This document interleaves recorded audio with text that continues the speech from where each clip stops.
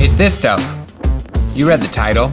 The trick is this stuff. And what is this stuff? This is glazing liquid, an acrylic medium that you mix in with your paint to increase the transparency of your paint. I use this stuff on almost every single painting I do, and I wanna show you how to do that too. I'm 1000, I'm an artist from Southwest Michigan. Let's jump into some glazing. So what I have here is a halfway painted picture of a tiger. I've gotten to the point where I've filled a lot of stuff in, and I wanna do my first pass of glazing to bring in some shadows on this piece. So if we put my paint palette over here, I'm gonna take some of my gloss glazing liquid. They also make this in a satin glazing liquid. I used to use that, but it kind of like, once it dries, it has this satin finish and it lightens up the color a little bit. I just recently switched over to gloss glazing liquid, and especially for shadows, it dries a little bit darker and less, you know, chalky and satiny. So in my tiger, we'll be working towards warmer highlights and cooler shadows. Let's mix in just a little bit of black with this glazing liquid. Now, how much paint you mix in obviously makes a difference on how opaque your shadows are. So I like to start out kind of easy, and if I need to add a little bit more paint in there, I will. So I've got some black mixed in with my glazing liquid. Let's take a peek at what this looks like with just black.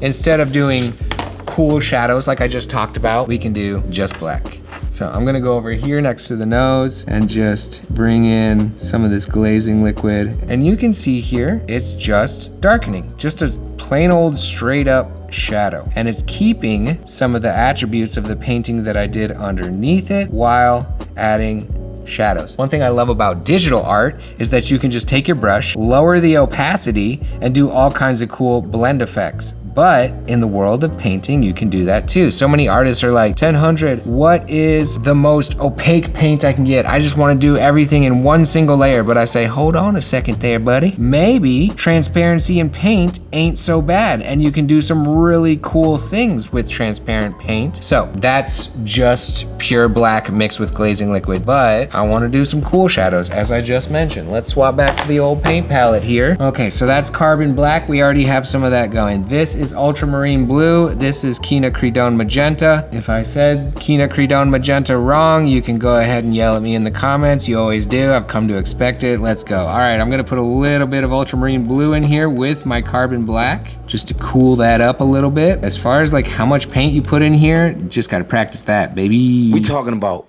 practice. And I'm gonna mix in a little bit of quinacridone magenta so that my shadows are a little bit more purple instead of just straight up blue. I think that will be kind of interesting. I want a little zip zam pizzazz. Throw some purple in there, baby. All right, just glazing this in here. My light source is kind of coming from here, so I am just gonna start kind of glazing this out. And the reason why I stopped my regular painting and I'm doing glazes right now at this stage is that when I bring in my highlights, I kind of want my highlights to lay over my shadows a little bit. Whereas if I had a bunch of white tufts of fur here and stuff, I could still do glazes, but I'll do some at this stage to bring in the starts of shadows. And then if I need to do some more glazes as I progress, I'll go ahead and do that too. This could be like even more purple. I'm going to really try and ramp up the purple levels of this glaze here, bring in a bit more blue. Every time I add more paint, I'm also kind of like trying to add a little bit more glazing liquid so that it doesn't just become too opaque. I want to keep a good ratio of glazing liquid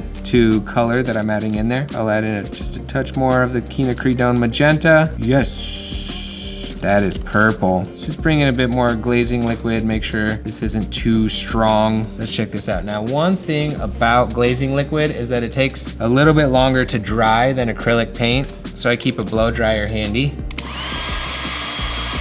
There we go, now we're a little bit more purple. This is pretty cool. And it's just such a subtle change. This side of the face right here, we'll give that some shadow inside of the ears, because I'm gonna continue adding highlights over the top of this, but we'll have a purpley shadowy base. And you can achieve something similar to this with just water and acrylic paint, but it reaches that breaking point pretty quickly where your paint just becomes unusable because you've added so much water. It breaks apart the molecules of the paint, separates them, becomes kind of a mess. But this stuff, you know, the bonding agent inside of acrylic mediums is basically the same as acrylic paint, so it continues to have the consistency of acrylic paint without breaking it apart like water does. Or so I've been told by some smarter people than me. And I love just how subtle this this is, but you can continue layering this stuff after it dries to bring in more and more of that effect. So I'm gonna keep on glazing, and I will add my next pass of like highlights and stuff like that. And I'll see you the next time that I need to do some more glazing. All right, cue the fast motion.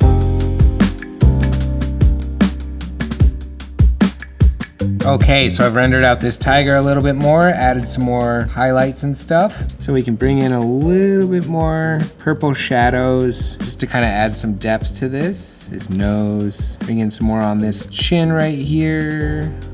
A little bit here, just wipe a bit of that away. And I'm just gonna kind of darken this ear in general a little bit. Cool, cool, cool, cool. All right, so we've got some cool shadows. What if we want to warm up the highlights even more to make a more extreme and dynamic version of the highlights versus shadows cool to warm thing? Some more glazing liquid going right here. And let's take some yellow and mix that in. And I'm just gonna take a bit of this sort of creamy paint here to kind of ease back this yellow a bit, and a bit of white, soften the yellow up a bit more so it's not just like pure vivid yellow. Okay, now we have a bit more of like a creamy yellow glaze. So right here is definitely a spot where a lot of light is hitting, and we can bring it down into this white fur, kind of yellow that up a little bit. There's definitely gonna be some here, a little bit in the ear. The top of the head might have some of that going on. A little bit here under the eye, a little bit on this side of the nose. Now, when I dip my brush into my glazing liquid, I kind of want to dab a bunch of it off here,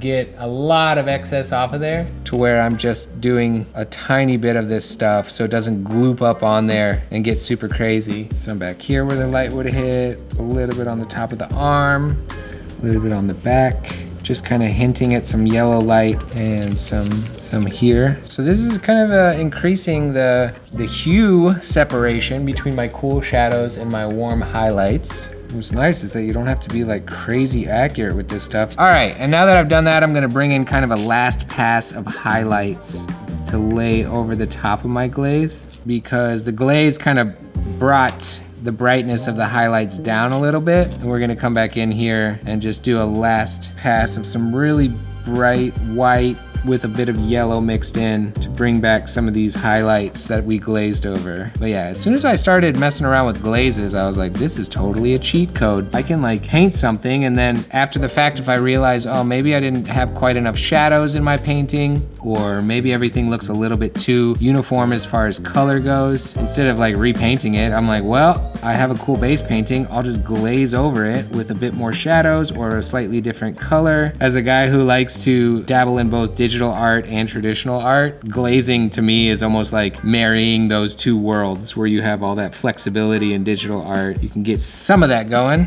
with paints. And yeah, I think this is looking cool now that I'm bringing these highlights back in here. In this whole section here, I'm just like really loose with my rendering because it's not that important. This whole chunk, not that important to me. This chunk is more of the focal piece of the artwork. So I'm trying to be more painterly over here, and then just throw in random dip, up, whatever. That's fine. Keep it loose over there. Then we need, what do we need? We need some whiskers.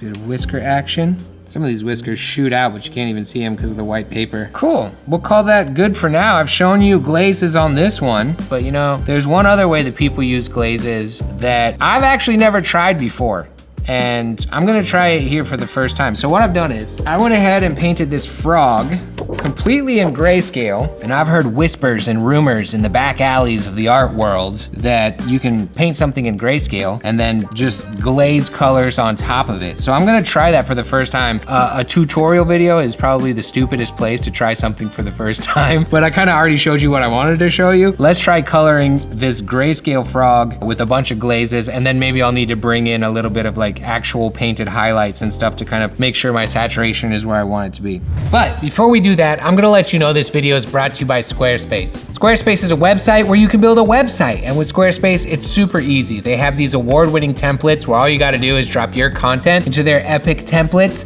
and boom, you got a website. As an artist, a website is how I make an income from my art. If I didn't have a website, I couldn't sell my merch online. I couldn't host my image gallery to show off my cool artwork. With Squarespace, I'm able to send out email campaigns, I have subscription products, and I could even have member exclusive areas where I could do things like have courses or exclusive content. Their e-commerce tools are amazing, and with Squarespace payments, not only can you take, credit card and PayPal, but you can do Apple Pay, Afterpay, Klarna, a whole bunch more. Listen, whatever your passion is, whether it's art or design or custom oven mitts, I don't know, whatever your thing is, you deserve to have a beautiful website. So it's time, go to squarespace.com to start your free trial. And then when you're ready to launch your site, go to squarespace.com/1000 for 10% off the first purchase of a website or domain. Thank you, Squarespace. Let's tone this grayscale frog.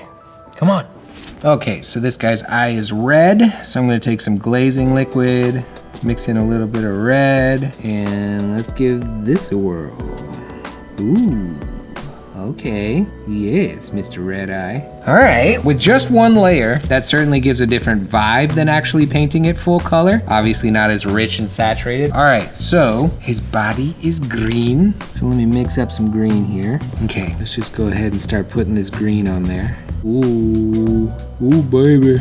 This is pretty cool. Wow. Look at him turn green. The green seems to be working better. What's nice about this is that gray is just so easy to paint with, because when you're looking for that opacity and good coverage, just a nice gray is gonna cover really well. Whereas, if you're painting with yellow or this sort of like lime green color that I'm painting with right now, it takes so many layers to get any kind of good coverage before you can start really doing all the details and bringing in the shading and all that stuff. So if you do all the shading in gray and then you glaze it with green, look at it like preserving those shadows and highlights really well. This is like the cheat code for sure. I am such a glaze fan. And damn you Gen Z for stealing the word glazing. So how many times have I said glazing in this video? Just pop that in, and it's so fast. You just smear it on top there. Should I take another pass at the red? See if I can get those eyes a little darker. Okay, now his belly is kind of a creamy yellow.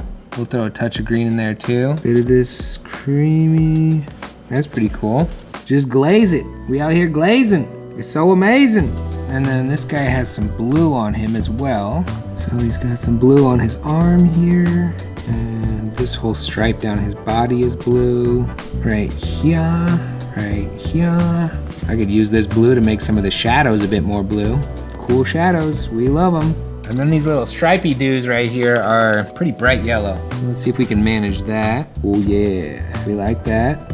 Should we put some warm highlights up here? Yep, this seems like a efficient way to paint if you just want to get your base layer going. And then his little froggy feet are orange. The red didn't work great. I wonder how the orange is gonna work. Okay, a little bit of orange action. I think my orange needs a bit more yellow.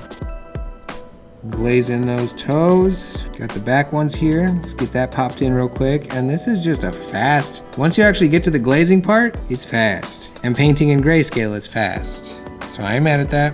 So yeah, and then this is just one coat of all those glazes right here, except for the red, I did 2 coats. But at this point, I have got an awesome base where I would come in with actual paints and start rendering. Like when I'm painting, it takes actually quite some time to just get kind of the base layers going. And then from there, I can start really tweaking the shadows, tweaking the highlights. Whereas with this method, if you start with grayscale, glaze in just a color pass, you've got base colors there started, and then you can render from there. Like as a painter, rendering and details and highlights and shadows, that's the fun part. The boring part is just kind of like getting it to the point where you can actually do that. So that seems to kind of speed up this process a little bit. So that's another cool usage of glazes, something I've never done before. My first try, not that bad. So this stuff, gloss glazing liquid, or satin glazing liquid or some kind of glazing liquid. I always keep a few bottles around my art station. It comes in handy so often. Sometimes my painting is like too contrasty, especially in backgrounds, and I'll just take some of this, mix in a little bit of white, and just kind of go over the top of it, just to kind of like ease back some of the dark, heavy shadows if I want more of like a hazy background. That will be a time when I use the satin glazing liquid because it kind of like makes it a little bit cloudy and lightens it up, so it's really good for that. This stuff is, it's magical, and I use it all the time, and I wanted to tell you about it today. I'm 1000. Thank you guys so much for watching. Huge shout out to my patrons. You guys are the coolest people on the internet. Thank you so much for your support. Subscribe to my YouTube channel. I'll catch you guys on the next one. Peace out. Hey, so while I was editing, I realized I should probably leave a link to this stuff down in the description, and I never mentioned that in the main video. So yeah, there's a link to the glazing liquid in the description if you are an artist that hasn't tried this out and you want to. It's an affiliate link too, so it helps the channel a tiny little bit. Check it out if you feel like it.